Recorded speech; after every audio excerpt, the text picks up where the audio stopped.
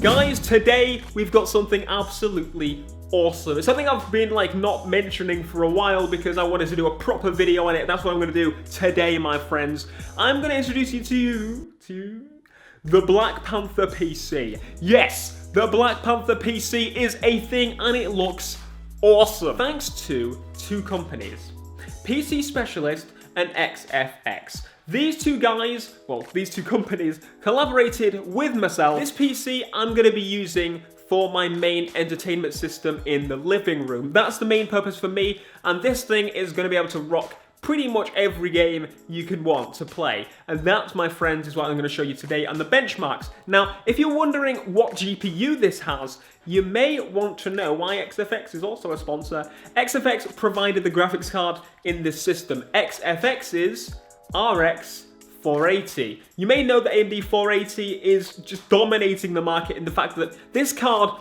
is really, really cheap. It's very, very cheap. And that's good for you and me, the people that buy the PCs. But it's not just cheap, it also has amazing value for money. And that's why it's taking it by storm, because Nvidia released their new GPUs and AMD thought, you know what? We're gonna have a decent end card, pretty damn high end card, and give it for a low price. And we're like, whoa, AMD, calm down. Cheers, mate. Love you. The best part, you can get one yourself. If you look at the top of the description, I will have a link to the PC, and you can basically buy the PC, and you can also get a discount as well. Because you're a beautiful, loyal subscriber of mine, we thought we'd give you a discount as well. You're welcome. But obviously you want to see it in action first. So obviously I have the first one made right here. So what we're going to do, my friends, is play some games on it. We're going to play some games on it. We're going to run them as they should be run, full out, and see how we get on. And obviously, then, I want to try something that's very important to the RX 480. It's the fact that this card is built to dominate VR at a low price. So we're going to be playing some VR games with the Vive, with my new PC. This is going to be awesome. Now, some of you may know about Firestrike. That's the first thing we are going to test. 3D Mark is basically a tool in where you test your PC. It pushes it to the limits with some of the tests. Sometimes it tests just CPU, sometimes GPU, sometimes combinations. Basically, it puts your PC to the test, and you shall see how it performs. At the end, it gives you a score, and that way you can compare to, say, other configurations that are similar to yours, and that sort of thing. So if you're buying a PC, it's very useful as well to look at there and just see how this GPU and CPU combo works compared to other GPU and CPU combos. If you want to look at the full spec list for this PC, there will be a link in the description, and that'll take you to the website and where you can buy the PC, and also have the list of the specs and some more pictures, that sort of thing. Well, the PC comes with an overclocked i7-6700K at 4.4 GHz. It comes with an 8GB AMD RX 480 provided by XFX, and also has 16GB of HyperX Fury memory. This PC comes with 2 drives, which is a 240GB SSD and a 2TB hard drive. So if you don't know how that works, basically Windows is installed on the 240GB SSD, and you can put your important applications and important games, say you're playing a few specific games, you can put those on the SSD, and there's games that you play every now and again, you can put those on the hard drive, and more of them obviously because you've got 2TB of space on the hard drive, and that's where you can put documents that you don't necessarily, in applications, you don't necessarily need to launch instantly. But if you have an SSD and you use that application a lot, I'd recommend putting it on the SSD. And as you can see, the date at the bottom, this was a few days ago. The score is 79% better than all of the results, and you can see that it is better than a gaming PC HTC Vive Oculus Rift minimum spec, which is what you want. First up, we have the Just Cause 3 settings on screen now, basically max as you can tell, and then, my friends, we're gonna go straight in and play the game. Now, it handled it like a dream. It literally flew over. It was beautiful. No issues whatsoever. It ran like butter on in a microwave. I don't even know how to say it. Like, it just ran absolutely perfectly. No matter where I was in the game, if I was on the plane at the beginning, if I was on the ground, if I was shooting and there was explosions everywhere and that kind of stuff, literally took it like a champ.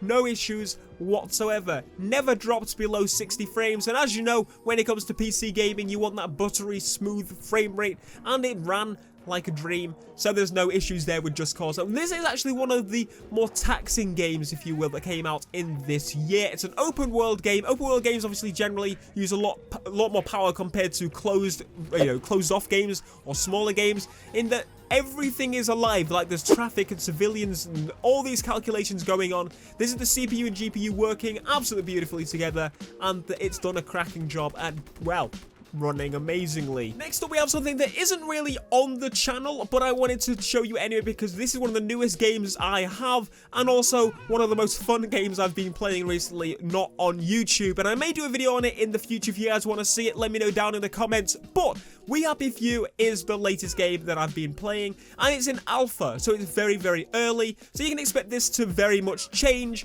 when you actually play the game yourself, maybe when you're on, if you get this PC, because by then they'll have released updates and that sort of thing. That's what alphas are about, fixing it. Anyway, it actually ran it really, really well. It didn't drop below 60 at many points whatsoever, and if you actually go onto the Steam system, the first guide that pops up is how to improve the frame rate. So obviously some people are having issues with this game, but this card absolutely rocked it and hardly ever dropped below 60. When it did is when there was a lot of like trees on the screen or something, when you were staring at that location for a while, but as soon as you kind of ran past or looked away, it actually boosted back up again. There were points where it went to 60 to 70 to, obviously when you went underground, to hundreds of frames. It did really run at the frame rate it should run, which is, well, above 60, and have slight drops every now and again when there's a lot of stuff going on. Again, this is an alpha, not the final version, so can't really say that. But other than that, just a little thing about the game, it's ridiculously fun. This thing is like a survival game. I didn't even know it was going to be a survival game,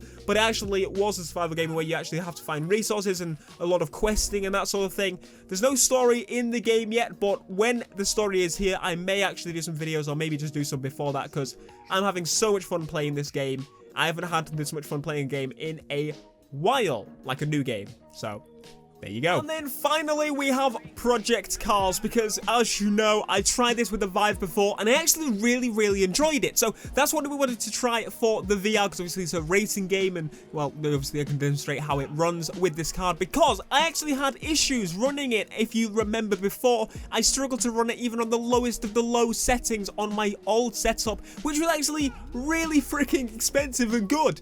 So this 480 really took me by surprise. It literally locked that frame rate to 45, which is what the minimum is required, and then it doubles it on the Vive, so it's actually 90 frames per second, and that way it's very smooth and buttery in your face. But I tried it at the beginning by just going onto the game, which usually puts it on the lowest settings. So I played the game on the lowest settings and actually looked pretty good. It ran very, very well, much better than the previous time I played with Project Cars on the Vive, and I played in the Evo. It was just so much fun. So really, really different experience to actually playing with a controller or playing with a keyboard, or just literally having the Vive headset on. It's game changing. Honestly, game changing for racing games. I didn't do incredible because obviously you have to have a lot of practice when playing with the Vive and get used to it. It changes the experience. It changes how the car reacts and how you feel it reacts, that sort of thing. So I didn't get amazing at it, but it actually was so much fun to play with the Vive. I tried two cars. I tried the Evo and I tried the Rough, or a Porsche if you will,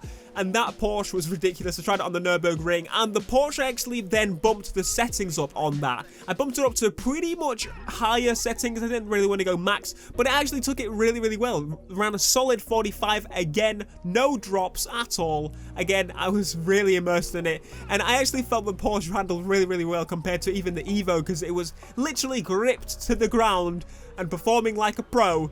But definitely, if you are looking for VR for cheap, the 480 is the way to go. I'm going to use this as probably my main VR PC from now on. Just use the Vive in the living room, and it's just going to be absolutely awesome with this PC. So that's my take on VR on the 480. Perfect. One thing you got to remember, this game was not built to be a VR game. It's not built from the ground up to be a VR title. It was adapted to do so. So it has a lot of things in the background that necessarily most Vive or VR games do not do. And what this tells me is the 480 is honestly king VR right now. For the value that you get this card, it's unbeatable. It's ridiculous. It tells me that games in the future may add VR support that they necessarily wouldn't normally do so. So GTA, when they have the first person mode, they might actually go, you know what, we'll just throw the Vive in, a quick VR option for the game, because honestly most people can run it now very easily without making many special changes to the game.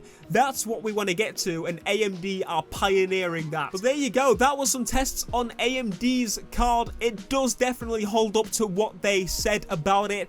It's honestly so incredible how much the value for money is. It's beautiful. But let me know what you think of this. I'm going to be starting doing some more VR in this room probably with this PC right here, because it's managing to do better than my main rig, which is kind of crazy. But again, massive thank you to XFX and also PC Specialist for hooking me up with this PC, and obviously the sponsorship, which you guys are going to see happen very soon, which means giveaways for you guys, and it also means, well, some more VR videos on this machine. You can't go wrong. But that is it for this video. Be sure to leave a like, subscribe if you are new, and I will see you guys in the next video.